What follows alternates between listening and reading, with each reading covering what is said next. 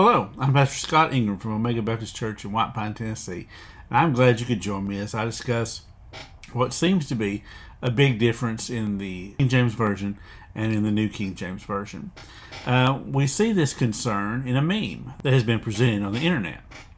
It says here, NKJV matches modern versions. It shows Ecclesiastes 3:11. He hath made everything beautiful in his time. Also he has set the world in their hearts, so that no man can find out the work that God maketh from the beginning to the end. The New King James says this: He has made everything beautiful in its time. Also he has put eternity in their hearts, except that no one can find out the work that God does from beginning to end. And it goes on to say here that world is not the same as eternity. The option to translate olam as everything or eternity was rejected by the King James Bible translators. And he wonders why. He says it is still translated by Jews today as world. And he shows a little picture here showing repairing the world in Hebrew. And number two, if he put eternity in men's heart, he says, they would know the high and lofty one that inhabiteth eternity. But they don't. Eternity in men's hearts, he says, not a chance. Who's got time? Everyone's trying to get to tomorrow. Men love the world and all that's in it. That's why it's so hard to reach them with the gospel. What's in men's hearts? The lust of the flesh, the lust of eyes, and the pride of life. Which is why they should seek the Lord, if haply they might feel after him and find him. Eternity is the exact reading of the NIV, ESV, NASB, NLT, and HCSB. So much for the NKJV updating the real King James Bible.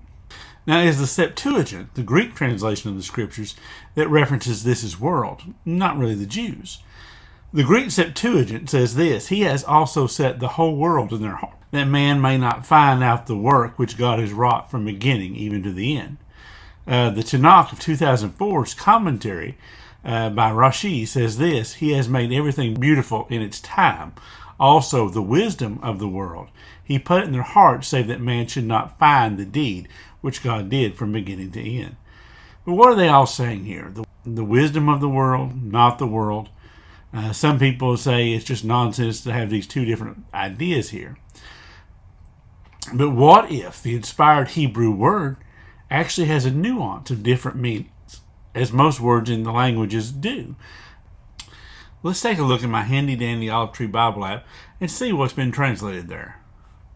So, it says here, He has made everything beautiful in its time, and He also has put eternity in their hearts. Also, He has set the world in their heart. Here we see olam. It's translating that same Hebrew word. Again, we go to the New King James Version, same word. So, what is it? The properly concealed, the vanishing point. Generally, time out of mind, past, or future. Practically eternity, frequently. Adverbial, a special with prepositional prefix. Always, and it gives all these different ideas. World without end. Full definition says a long duration, antiquity, futurity, forever, ever, everlasting, evermore, perpetual, old, ancient world. So all of these different ideas are in this one word. What's interesting about this is it's not only critical text translations that utilize the idea of eternity, but it's also in traditional text translations. Look here at the TextusReceptusBibles.com.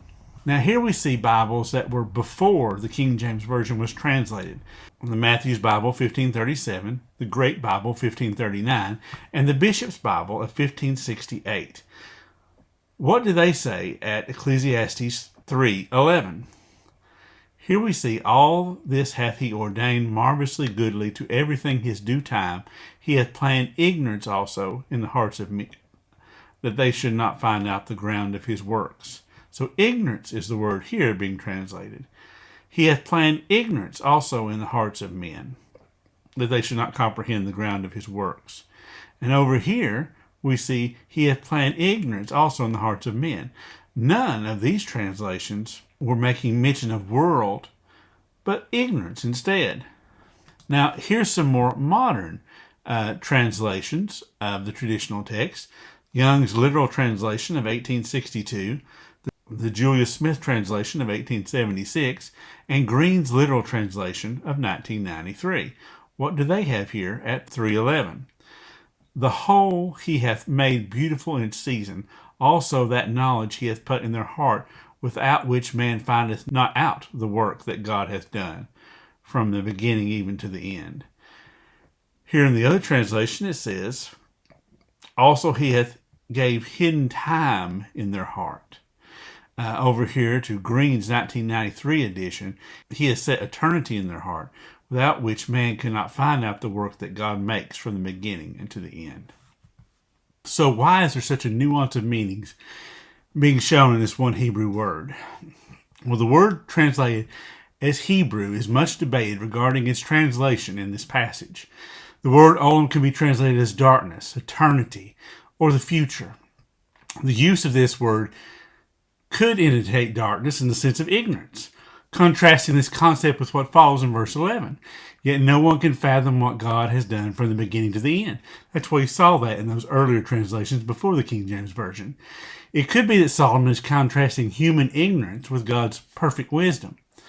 A better possibility, and one that is the typical interpretation, is that olam refers to God's placing an eternal longing or sense of eternity in the human heart.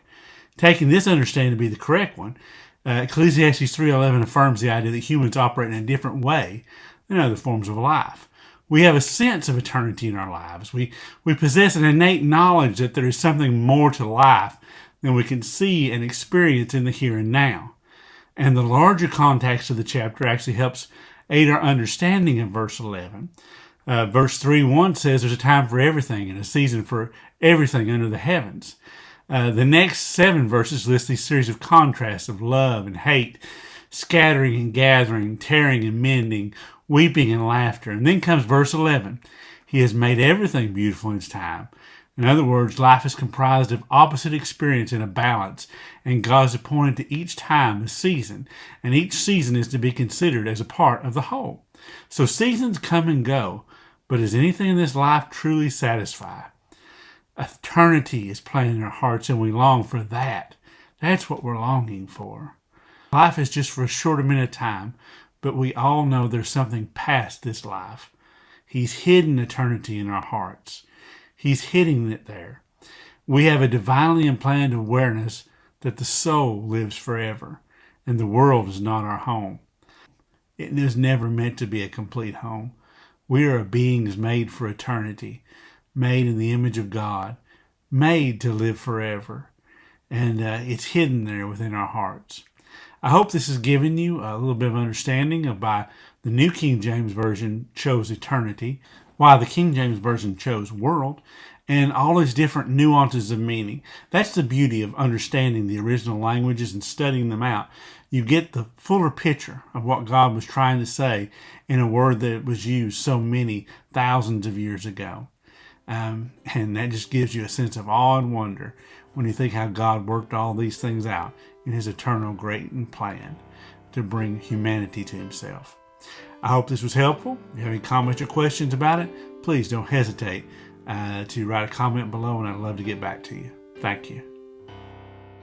I hope you're enjoying the sermons here and have subscribed to my channel on YouTube, but I would love even more to meet with you in person at the church where I'm blessed to pastor at in White Pine, Tennessee, Omega Baptist Church.